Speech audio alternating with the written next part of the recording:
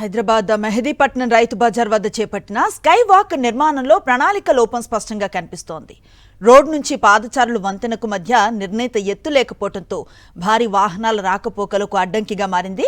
32.97 కోట్లతో హెచ్ఎండిఏ ఈ sky walk నిర్మాణాన్ని చేపట్టగా మున్ముందు ఎలాంటి ఇబ్బందులు తలెత్తుతాయోనని వాహనదారులు ఆందోళన వ్యక్తం చేస్తున్నారు. మరింత సమాచారం మెహదీపట్నం నుంచి మా ప్రతినిధి సాయి కిరణ్ అందిస్తారు.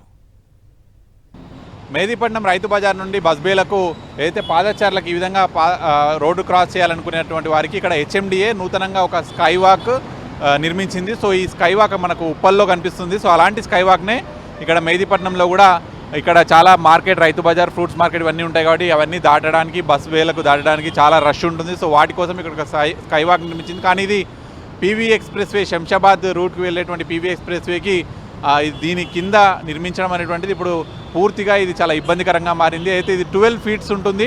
12 ఫీట్స్ కంటే ఎక్కువగా ఉన్నటువంటి వాహనాలు ఇక్కడ దీని కింద నుంచి వెళ్ళడానికి ఇబ్బంది పడి నిన్న రాత్రి కూడా ఒక ట్రక్ దాని కింద ఇరుక్కున్నది. ఆ ఇరుక్కోవడం ద్వారా ఇది కొంత నిర్మాణం కూడా దెబ్బతిన్నది.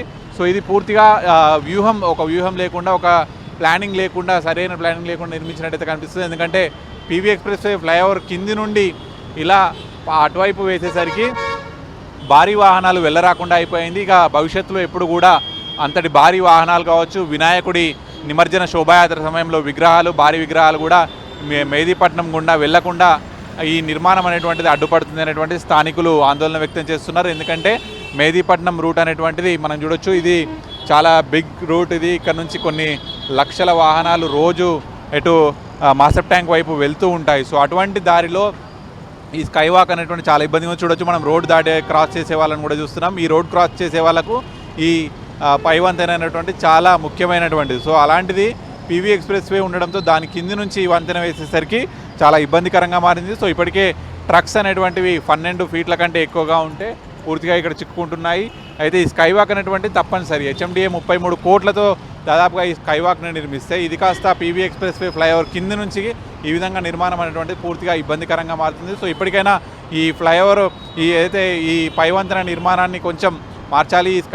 ఈ బ్రిడ్జ్కి సంబంధించినటువంటి అయితే ప్లానింగ్ను మళ్ళీ చేంజ్ చేసి ఇక్కడ వెహికల్ మూవ్మెంట్ అనేటువంటి చాలా ఈజీగా వెళ్ళేలా చేయాలి అనేటువంటిది ఇక్కడ ఉండేటువంటి వాహనదారులు వీళ్ళంతా కూడా కోరుతున్నారు. ఎందుకంటే వినాయక నిమజ్జనకు సంబంధించినటువంటి ఆ సమయంలో కూడా భారీ విగ్రహాలు ఇక్కడ నుంచి వెళ్లకుండా ఉంటాయి. సో అటువంటి సమయంలో చాలా చుట్టూ తిరిగి ట్యాంక్ బండ్కు వెళ్లాల్సినటువంటి అవసరం ఉంటుంది. సో ఇట్లా చాలా ఇబ్బందులు ఉంటాయి. ఇప్పుడు రోడ్ దాటే వాళ్ళందరికీ కూడా ఇక్కడ ఈ అయితే పాదచారులకు ఈ వంతెన అనేటువంటి చాలా ఇంపార్టెంట్. సో అటువంటి వారి కోసం ఇది హెచ్ఎండిఏ ఇక్కడ వేస్తుంది. కానీ వేసేటువంటిది పూర్తిగా వాహనదారులకు ఇబ్బందికరంగా మారింది అనేటువంటిది ఇక్కడ వాహనదారులు చెప్తున్నారు. సో 33 కోట్లతో చేపట్టినటువంటి ఈ ప్రాజెక్టు వాహనదారులకు ఇబ్బంది కలిగించేలా ఉంది కాబట్టి ఇప్పటికైనా ప్లానింగ్లో చేంజ్ చేయాలి అనేటువంటిది వాహనదారులు కోరుతున్నారు. ఇప్పుడు జర్నలిస్ట్ నాయక్తో కలిసి సాగినట్టు సాక్షి న్యూస్ మెహదీపట్నం నుంచి.